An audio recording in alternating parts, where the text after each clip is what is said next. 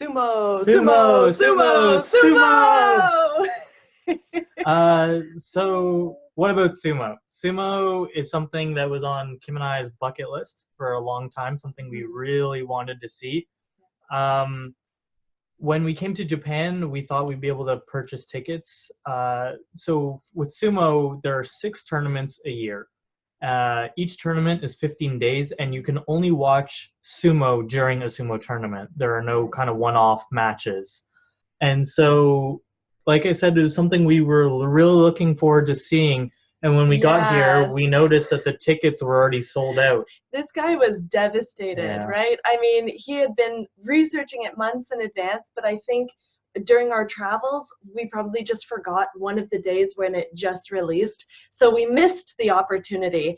And, he was, as I said, he was devastated. So we were looking up some alternatives. Okay, can we still acquire some tickets? Can we still make it happen? Mm-hmm. And we came across a trusted website where they were selling tickets. We had it verified. Yes, it was a trusted site. However, the prices were quite inflated because people would buy the tickets and then resell them for a higher fee. Yeah, so tickets were going for 200 US per person. Which would be the equivalent of something like 600 Canadian dollars. Yeah, in for total. The 2 of us to go. Yeah, and so we were thinking about it. We're going to bite the bullet and do it. But then what happened was when we went to go buy it, it was also sold out. So kind of blessing in disguise. It was, thank goodness. We spoke with a friend, and she had mentioned that you can buy general admittance day of tickets. Mm-hmm. Now, you have to line up really early, 5 a.m., to buy these tickets, and it's for the day that you go. And so they're usually $21, and it really worked out. So that's what we ended up doing. So the night before, you see on the left-hand side, we were just walking around Osaka. And then on the right, you see us lining up. Yeah, so I mean, Osaka is not terribly close to Tokyo. So we went there just for one day. I mean, 2 nights. But we got there the night before, and we were there solely for the purpose of seeing sumo, right? And we didn't have guaranteed tickets. So we were thinking, you know what, we have to make sure that we do this correctly. So the night before, we actually walked to the stadium, or I guess they call it a dohyo, and we were trying to see, okay, where do they line up? We definitely want to make sure we're in the right place. Yeah, There'd be nothing worse than showing up super early, waiting for 2 hours. Where is everyone? Lining up in the wrong area. Yeah, so we asked security guards close by and a couple different staff members, and so they all kind of pointed to this one area. So we knew that's where we had to line up the next day. Yeah, so then the next day we woke up at the crack of dawn and we were running and running. Are we going to be late? Are we going to be late? And we ended up being, the 5th in line. Yeah. And we struck up a really great conversation with that gentleman you can see right ahead of us. His name is Hiroki, and he actually has quite a stressful job, right? Yeah, he's an air traffic controller, and he only gets about a week of vacation a year, and he's a huge sumo enthusiast. So what he wanted to do with one of his spare days is come and watch sumo. Yeah, so he actually camped out the night before. He stayed at a cafe and slept at that cafe just to make sure he'd be one of the first ones. So sumo starts at 8:30 in the morning normally, and we were lining up at 5. Just to ensure that we'd get the tickets. It's a first come, first served basis, and I believe there are only 180 Yep, tickets? 180 tickets. Something like that. Per day, yeah. So you can see in the bottom right corner, that line is wrapped around, and that's at 6 a.m. So it's only been 1 hour since we were in line, and it was, 2.5 hours before the show would even commence. So here on the left, you'll see the lower tiers coming in. So these are the less experienced sumo wrestlers. Now, they tend to be 18-year-olds who have just finished school, especially the Osaka tournament. It's the first opportunity for these people that have just graduated from high school that they can join sumo professionally or formally. And so what demarcates what they're wearing, you can see they're wearing robes that are cotton, kind of plain cotton. They're wearing the wood kind of sandals, and they have short hair, similarly to the samurai tradition of wearing your hair long. It's same with sumo wrestlers. Kind of the longer your hair somewhat denotes your experience. Yeah, and I mean, the more experienced sumo wrestlers will have beautiful silk robes. You know, when they walk in, people line up outside, they're snapping pictures like celebrities. Oh my gosh, they're coming. Whereas the lower tiers, as we see, they actually start earlier in the day. So, you know, they're kind of tired. But, you know, it's their first experience, as Ashton was mentioning. Yeah, and so on the right-hand side, you can see they have a ceremony for the young sumo wrestlers this is their first tournament. And so they were doing a ceremony for kind of introducing them into sumo. So it was a neat experience to see. Yeah, and what's interesting is, as you can see, it's completely empty. I mean, where are all of the spectators, right? So basically what happens is most people only show up for the big kahunas, the ones who come later on in the day. They usually come on around 4, 5 p.m., all of the big players. So the crowd won't come until later in the afternoon. But for us, because we were acquiring some day of tickets, it means that we didn't have any assigned seats. So you're responsible for going in and selecting a seat among, it was in the top row in the corner. So I mean, they're not the most ideal seats, but you get to choose, again, where you would like to sit in that section. So the idea is, and we had read about this online, we spoke with a bunch of friends, they all said the same thing. You know, when you go there, just go into the stadium and put down a piece of clothing or a bag to reserve a seat and then leave for the day. Now, the only difficulty is you can only leave once for this entire day. And you get a little stamp showing that, yes, you left and you can come back. So you can only do that once in the entire day, and it depends on when you would like to be doing it. So we had fully intended on just leaving our stuff there, exploring Osaka, and then coming back around 3 p.m. However, we were among some true enthusiasts, right? The ones that we bumped into at 5 in the morning and bonded with. Yeah. And we decided they were going to stay the entire day. So we thought, you know what, we're sticking with you. And they were so great. So actually, there was one man in particular who he was the father of a sumo wrestler. And when we were sitting up at the top, he was saying, "What are you doing up there? No one's down in these great seats. So, you know, you should come down and get a better view of the arena. And then once it's around 12 o'clock, then you can go back, return to your seats," which is exactly what we did. Yeah, so you can see where we ended up sitting, kind of central view. And actually just behind us is where the cameras would be, and they would be filming it nationally. Yeah, exactly. So, I mean, it was really great. The very close ones, we were told if you're sitting directly in front, it's not ideal because you're craning your neck, right? You have to look up, but also you're not allowed to take pictures there. You're not allowed to have any food in case that a sumo wrestler falls on you. Which happens quite regularly, actually. So yeah. So it's something you have to worry about, a 300-pound person coming falling your on way. you. Yeah. Exactly. So one thing that was a little surprising for us was how quick they were. They just finished within seconds. It could be 5 seconds, it could be 15 seconds, but it was over in a flash. Now you can see on the left that video is of, as we were talking about, those lower tiered performers. So they're not as skilled. They don't have as much muscle or flexibility, you know, when they're stretching at the beginning and doing the traditions there. Yeah, and I think something that I learned anyways is sumo, it's just your one round, so that if it's 15 seconds, that's it for your day. You don't have multiple rounds or anything like that. It's one round, one fight per day for 15 days. So it's also a battle of endurance. The other really interesting thing, comparing it to, let's say, boxing, weight doesn't matter, height, size doesn't matter, age doesn't matter. So what does that mean? That means sometimes, especially the lower tiers, you'll have an 18-year-old, 140-pound person going up against a 300, 30-year-old, a 35-year-old, 350-pound person. yeah. And so the only way you improve is if you win, and if you keep winning, you keep moving up to the next tier, and that kind of denotes and shows the experience of that. And actually, on the right-hand side, you can see the judges. I found this really interesting because it reminded me of karate when we were doing some sparring.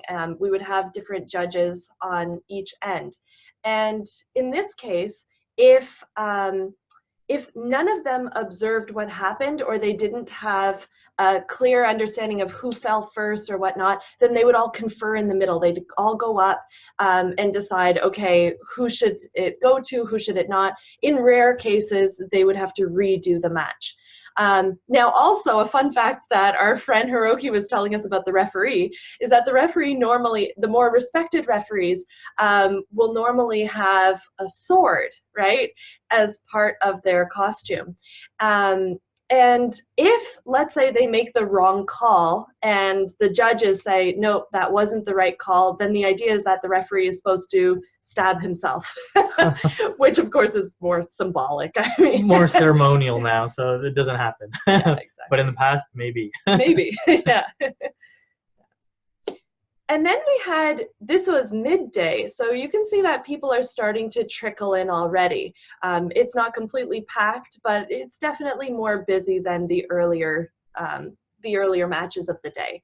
And actually, this was probably our favorite because we found that the people competing were equally matched in terms of weight, in terms of size and skill. So it was very exciting. And as you can see in this example, we had some matches that went much longer, where they were in headlocks and, grappling. And yeah. So a match could last at least 40 seconds to a few minutes, actually.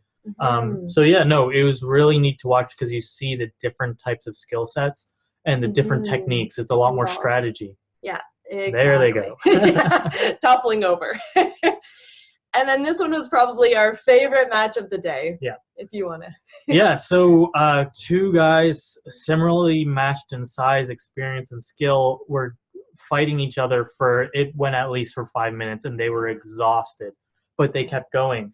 Finally, they both grabbed each other and threw each other out of the ring. Now, what was really interesting is leading up to it, Hiroki had said, draws do not happen often, if at all.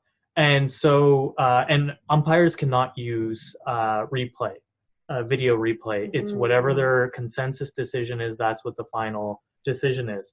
So both of these guys fell out of bounds. Both their heads hit the ground at the same time. And the umpires decided, no, it was a draw, which means they have to fight again right away. So you can imagine these men, I mean, when they get up and they're starting the beginning of a match, they have so much energy. It's just very plosive that they put into it.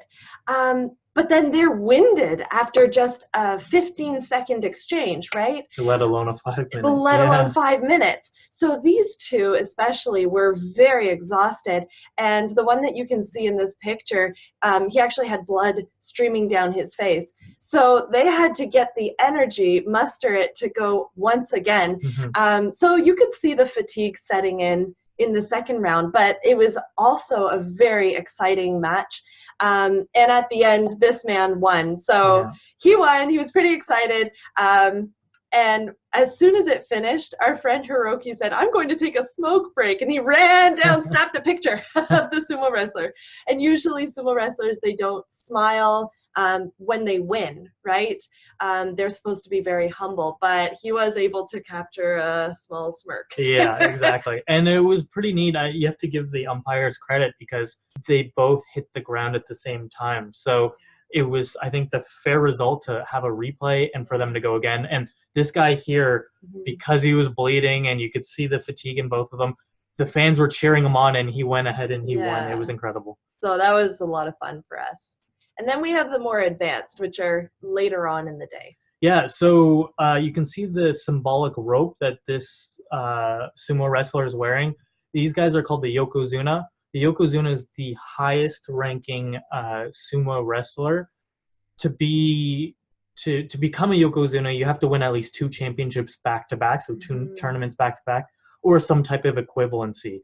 In terms of winning, you have to show that you belong as this top tier person. Now, what I found really interesting was, as we mentioned before, size, weight, age doesn't matter, but just your performance, right? So with the younger ones or the lower tiered ones, the only way to move up is by winning.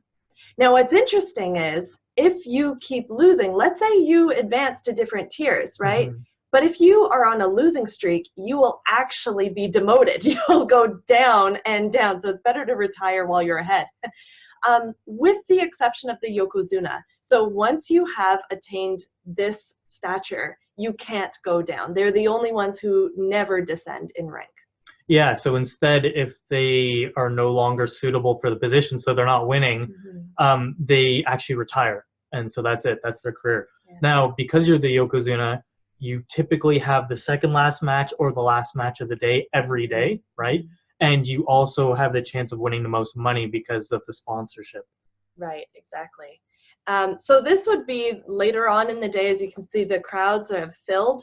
And all of the sumo wrestlers are wearing this long, not robe, but I guess belt, and it has something in front of it as well. Yeah. And they spend thousands of dollars on this, and they also get sponsorship, as Ashton was mentioning before.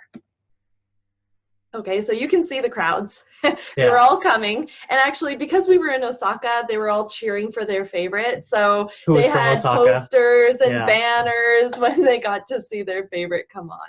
Yeah. And what was great too was these more advanced sumo wrestlers, they had more showmanship. Yes. Right? So one of the ones that we thought was really funny, his signature move at the beginning, they'd be getting ready, they'd be hitting themselves, they're smacking, they're throwing the rice, a nice tall throw, and then they're getting ready, and this one man would scurry off. He'd run on his toes, and the whole crowd would just erupt in laughter. They thought it was great. Yeah, that was his signature move, that he scurries to the corner and he gets everyone animated and amped up. He was from Georgia, the country, and so there are actually quite a few Eastern Europeans that do very well, and I thought he was one of the better sumo wrestlers of the tournament. Yeah, absolutely.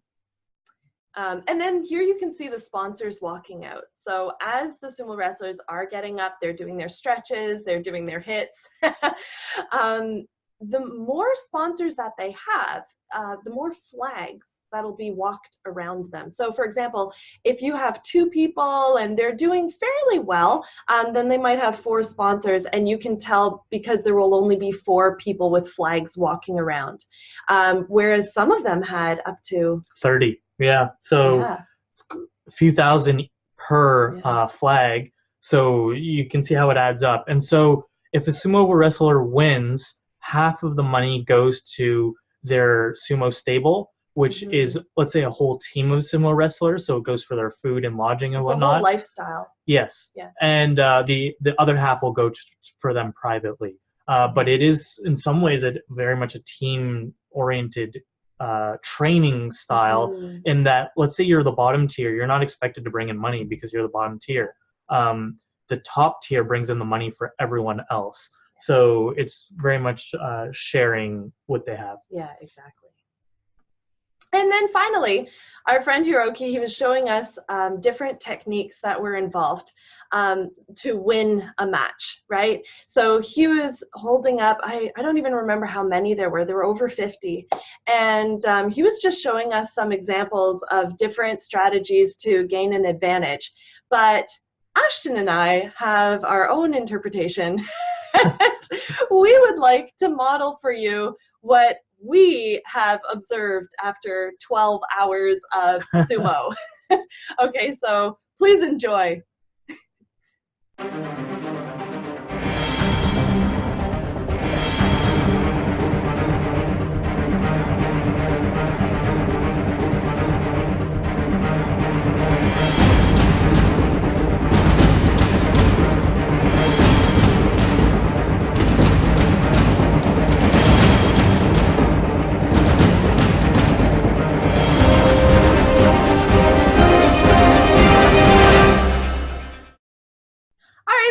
Thank you so much. We hope you enjoyed that.